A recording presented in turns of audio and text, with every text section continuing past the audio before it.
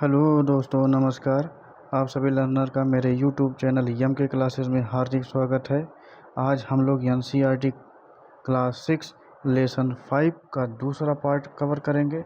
कल हमने इसके आधे पार्ट को कवर किया हुआ था। आज हम लोग इसके आधे भाग को कवर करेंगे और इस लेसन को समाप्त कर लेंगे। इसके पहले हम लोगों ने एक लेसन से लेकर के 4 लेसन तक पूरे लेसन को कवर किया हुआ है। आप लोग उस वीडियो को जाकर के देख सकते हैं और अपने नॉलेज में बढ़ोतरी कर सकते हैं और अपने एग्ज़ाम के लिए तैयारी अच्छे से कर सकते हैं। ठीक है, तो आइए आज हम लोग लेसन 5 का अंतिम पड़ाव जो है हमारे लेसन का, उसकी शुरुआत करते हैं। ठीक है, देखते हैं यहाँ पर एक पॉइंट दिया गया है, गतिशील वस्तुएं। ठीक है, ये गतिशील वस्तुएं, इसका हम लोग सेंस समझने की कोशिश करते हैं कि किसी वस्तु को गतिशील कब कहा जा सकता है। ठीक, तो आइए हम लोग समझते हैं एक छोटे से पेज लेकर के। गतिशील वस्तु का मतलब होता है कि जब कोई वस्तु अपने अवस्था में समय के साथ परिवर्तन कर रहा है, अर्थात ये कोई सरफेस है, ठीक है, इस पे कोई वस्तु ये ऐसे रखी हुई है, लेकिन जब ये वस्तु इस स्थान पर बनी हुई है, इसकी अवस्था में कोई परिवर्तन नहीं हो रहा है, इसमें किसी प्रकार का मूवमेंट नहीं हो रहा है, तो यह क्या कहलाएगा? यह स्थिर वस्तु कहलाएगी। लेकिन यही वस्तु जब समय के साथ अपनी स्थिति में परिवर्तन करता है, अर्थात बढ़ते हुए समय के साथ अपने स्थिति में भी परिवर्तन करता रहता है, यानी कि जैसे जैसे हमारा समय बढ़ रहा है वैसे वैसे यह वस्तु यहाँ से यहाँ, फिर यहाँ, यहाँ, फिर यहाँ, इस प्रकार से ये वस्तु मूव कर रही है। अर्थात एक ऐसी वस्तु जो समय के साथ अपनी अवस्था में परिवर्तन कर रहा है, यानी एक स्थान से दूसरे स्थान पर मूव कर रहा है, तो ऐसी वस्तु जो है गतिशील वस्तु कहलाती है। ठीक है, इसी को हम लोग गतिशील वस्तु कहते हैं।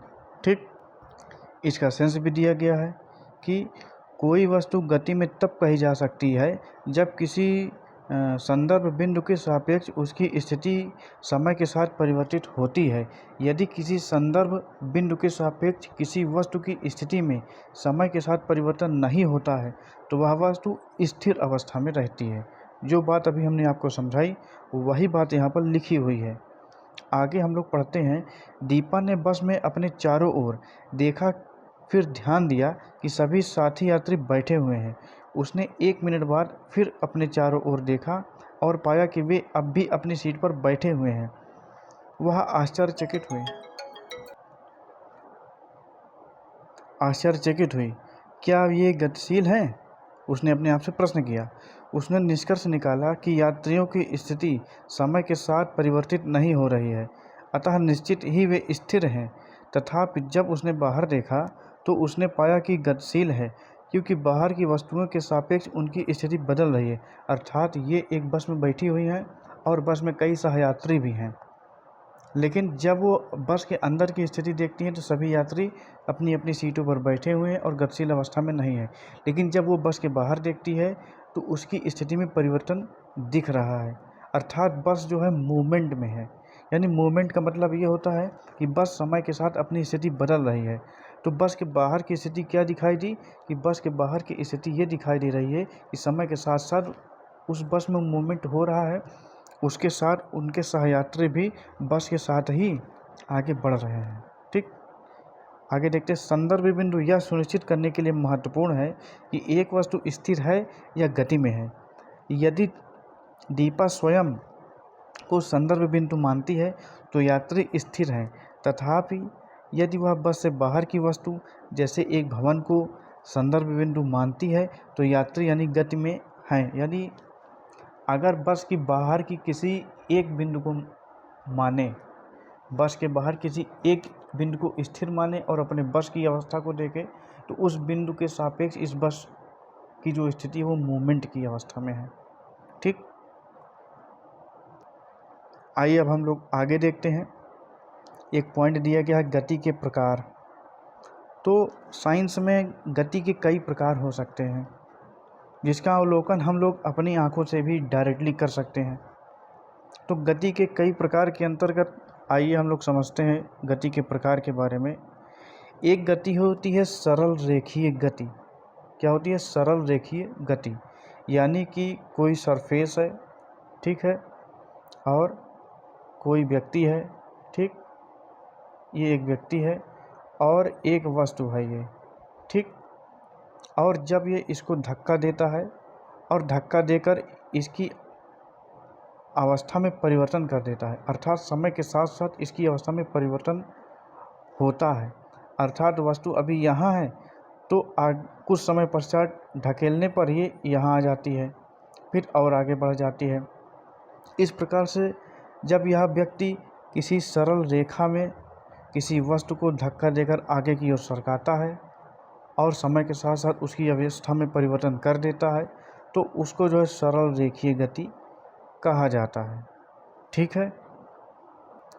और हम देखते हैं गति का एक प्रकार और यह होता है वृत्तीय गति। वृत्तीय गति का मतलब होता है कि किसी बिंदु को केंद्र मान लिया जाता है और उसके परितः किसी वस्तु को चारों ओर घुमाया जाता है, इसी को कहा जाता है वृत्तीय गति। एक शॉर्ट फॉर्म में समझते हैं, एक उदाहरण से हम लोग समझने का प्रयास करते हैं कि मान लीजिए आपका कोई सहपाठी है, ठीक है, उसको 1 मीटर या 2 मीटर की एक रस्सी दे दीजिए पतली सी, और उसमें एक छोर पर एक कोई भारी गेंद या वस्तु बांध दीजिए, ठीक है। इस प्रकार से ये एक उसका हाथ वाला पॉइंट है बीच का, और लगभग 1.5 से 2 मीटर लंबी एक रस्सी है, और उस रस्सी से एक कोई गेंद या कोई ऐसी भारी वस्तु बांध दिया जाता है, और बांधने के बाद उसको वैसे अपने चारों ओर घुमाता है, अपने चारों ओर इस प्रकार से घुमाता है।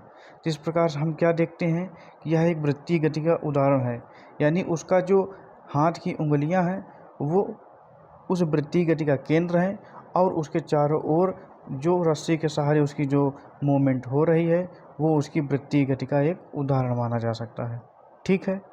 और हम देखते हैं, और हम लोग दोलन गति के बारे में थोड़ा समझने की प्रयास करते हैं कि दोलन गति क्या होता है। दोलन गति ये होती है कि कोई एक सरफेस होता है और एक सरफेस से डोरी से किसी वस्तु को ऐसे बांध दिया जाता है, और जब हम लोग हल्का सा इसको पिक कर देते हैं, पिक का मतलब किक कर देते हैं, किक का मतलब थोड़ा सा पुश कर देते हैं इसको ऐसे, जब पुश कर देते हैं तो यह वस्तु इधर फिर इधर फिर इधर फिर इधर इस प्रकार से गति करती रहती है। और इसका जो सेंटर होता है, इसका सेंटर ये होता है, यानी कि जब कोई वस्तु किसी सेंटर के थ्रू अपनी अवस्था से इधर और उधर गति करती है, ठीक, तो इस प्रकार की गति को दोलन गति कहा जाता है, यानी कि समय के साथ अपनी अवस्था में परिवर्तन सेम प्रकार से कर रहा है, इसी को दोलन गति कहा जाता है। आइए अब की बुक से पढ़ने का प्रयास करते हैं, समझने का प्रयास करते हैं, ठीक है। जब कोई वस्तु सरल रेखा के अनुदिश गति करती है तो उसकी गति को सरल रेखीय गति कहा जाता है। ये एक उदाहरण है, एक बालक है, यह बालक इस बड़े से बॉक्स को धक्का देकर सीधे एक दिशा में ढकेल रहा है, ठीक है, ये सरल गति का उदाहरण है, ठीक है। परंतु क्या कोई वस्तु हमेशा सरल रेखा के अनुदिश ही गति करती है? आपसे ये प्रश्न पूछा जा रहा है। तो ऐसा नहीं है, अभी हमने आपसे डिस्कस भी किया था। अपने झूलों और घूमने वाले हिंडोलों पर झूलने का आनंद लिया होगा। क्या गति की ये प्रकार भी सरल रेखीय हैं? नहीं भाई, ये तो सरल रेखीय गति हो ही नहीं सकते। तो ये कौन सी गति हो सकते हैं? आइए इसके बारे में हम लोग विचार करते हैं। ये देखिए, ये एक वृत्तीय गति का उदाहरण है, ठीक। देखिए, एक धागे के एक छोर पर एक रबड़ या आलू बांधिए, इसके दूसरे छोर को हाथ से पकड़िए तथा इसे चित्र 5.15 की तरह घुमाइए। इसकी गति का अवलोकन कीजिए। क्या रबड़ की गति घूमने वाले हिंडोलों की गति के समान है? नहीं भाई, ऐसा तो नहीं है। यानी कि जब कोई वस्तु वृत्तीय पथ के अनुदिश गति करती है तब उसकी गति वृत्तीय गति कहलाती है। अभी हमने इसका उदाहरण भी दिया था आपको, ठीक है। आगे देखते हैं, ये कौन सी गति है? ये दोलन गति का उदाहरण है झूला। बहुत ही आसान, आप सभी ने झूला झूला ही होगा, झूला देखा भी होगा। सावन के महीने में जब नागपंचमी का त्यौहार आता है तो हम सभी लोग झूला झूलते ही झूलते हैं, इसमें कोई शक की बात है ही नहीं। और झूला सभी लोगों ने देखा भी होगा, ठीक है। तो जब कोई वस्तु किसी नियत स्थिति के इधर उधर गति करती है तब उसकी गति दोलन गति कहलाती है। यानी कि ये देखिए, एक धागे के एक छोर पर एक रबड़ या आलू टिकिया बांधिए, धागे का दूसरा छोर पकड़कर अपना हाथ स्थिर रखिए, दूसरे हाथ का उपयोग करते हुए रबड़ को एक ओर ले जाइए और फिर छोड़ दीजिए। क्या यह एकमात्र स्थिति के इधर उधर गति करता है? क्या इसकी गति झूले के समान है? बिल्कुल। जब इस प्रकार से हम पकड़ेंगे और इसको एक ओर ऐसे पुश करेंगे तो क्या होगा? ऐसे ऐसे गति करेगा, तो ये क्या होगा? दोलन गति का उदाहरण है। इसी प्रकार का उदाहरण अभी हमने आपको बताया भी था, ठीक। आगे देखते हैं,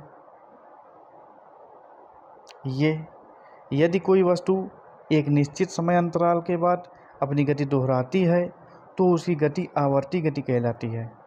जब कोई वस्तु वृत्तीय गति में होती है तब वह बार बार वृत्तीय पथ के अनुदिश गति करती है। दोलन गति करती हुई वस्तु भी इधर उधर गति करते हुए अपनी गति को दोहराती है। वृत्तीय गति एवं दोलन गति दोनों ही प्रकृति में आवर्ती गति कहलाती हैं, ठीक है। यह मोर नॉलेजेबल पॉइंट है, ये इसको आपको याद रखने की आवश्यकता है। ये देख लीजिए, चित्र में अभी तक बताए गए सारे पॉइंटों को इसमें चित्र के माध्यम से दर्शाया भी गया है। सरल रेखीय गति, दोलन गति, आवर्ती गति, ये देखिए ये सारे एग्जाम्पल इसमें दिए गए हैं। आप लोग इस प्रकार से इसका अवलोकन कर सकते हैं, चित्र के माध्यम से इसको समझ भी सकते हैं। आगे देखते हैं हम लोग, प्रमुख शब्द दिया गया है, सेंटीमीटर वृत्तीय गति, दूरी, किलोमीटर लंबाई, सरल रेखा गति, मापन, मीटर, मिलीमीटर, गति, दोलन गति, संदर्भ बिंदु। इन सभी के बारे में हम लोगों ने लेसन के शुरुआत से लास्ट तक चर्चा की और इस प्रकार से हमारा ये लेसन यहाँ पर समाप्त होता है। लेकिन थोड़े से कुछ पॉइंट हैं, सारांश हैं, जो इनको याद रखना बहुत ही आवश्यक है। इसलिए हम लोग इसको एक बार पढ़ लेते हैं, इसको समझ लेते हैं और तब हम लोग इस चैप्टर की समाप्ति करते हैं। देखिएगा, पहला पॉइंट है, मात्रकों की अंतर्राष्ट्रीय प्रणाली एसआई मात्रकों को देशों द्वारा मापन के मानक मानकों के रूप में स्वीकार किया गया है, ठीक है। अगला पॉइंट, लंबाई का एसआई मात्रक मीटर है, इसका प्रतीक यम है, ठीक। अगला, 1 किलोमीटर बराबर 1000 मीटर, 1 मीटर बराबर 100 सेंटीमीटर, 1 सेंटीमीटर बराबर 10 mm। बहुत ही इंपॉर्टेंट है, याद रखिएगा, आपके डेली लाइफ के रूटीन में भी ये बहुत ही आवश्यक पॉइंट है। आगे देखते हैं, जब दूरी किसी निश्चित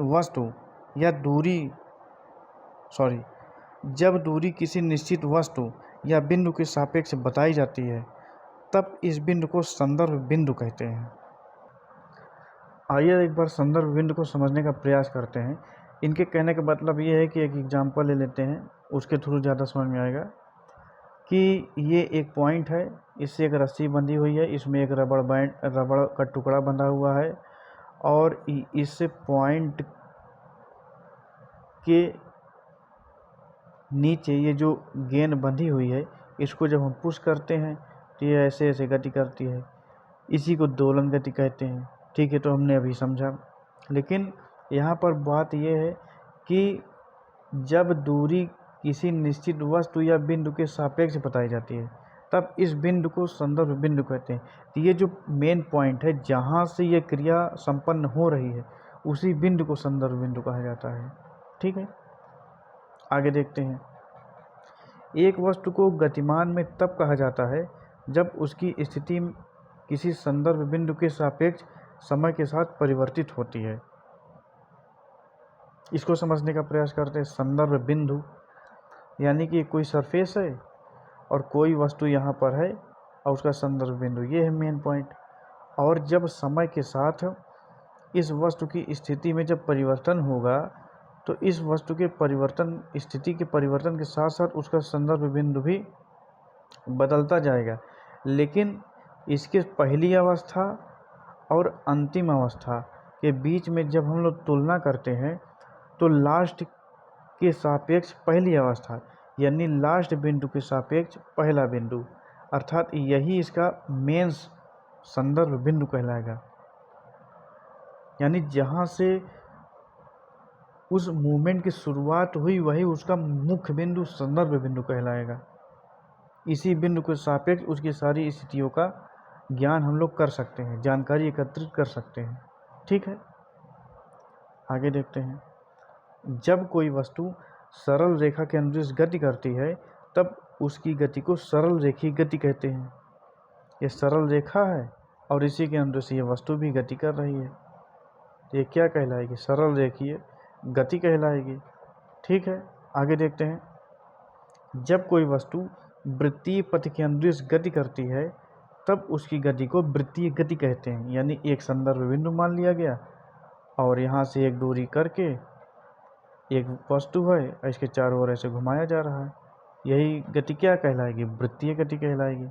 ठीक, अगला पॉइंट, जब कोई वस्तु किसी नियत स्थिति के इधर उधर गति करती है तब उसकी गति को दोलन गति कहा जाता है। अर्थात ये एक सरफेस है, इस सरफेस से एक पॉइंट बना हुआ है ये, और इसी पॉइंट के सापेक्ष नीचे की ओर एक बड़ा सा रबड़ का टुकड़ा लगा हुआ है। जब इसको ऐसे पुश किया जाता है तो ये ऐसे ऐसे गति करने लगती है।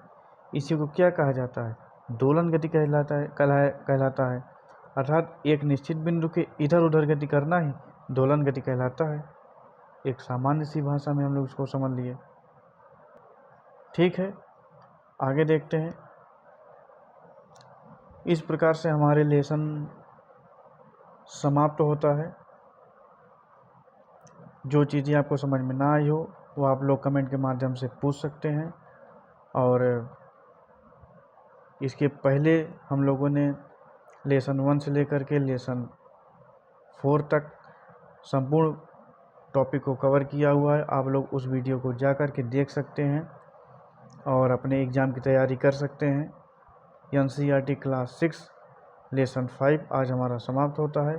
अगर आपको वीडियो पसंद आई हो, हमारा कंटेंट आपको समझ में आ रहा हो, हमारा कंटेंट आपके लिए बहुत ही हेल्पफुल हो, तो आप मेरे वीडियो को ज़्यादा से ज़्यादा लोगों तक शेयर करें, हमारे चैनल को सब्सक्राइब करें और लाइक करना ना भूलें। इस तरह से आज का हम लोग ये क्लास समाप्त करते हैं। नमस्कार।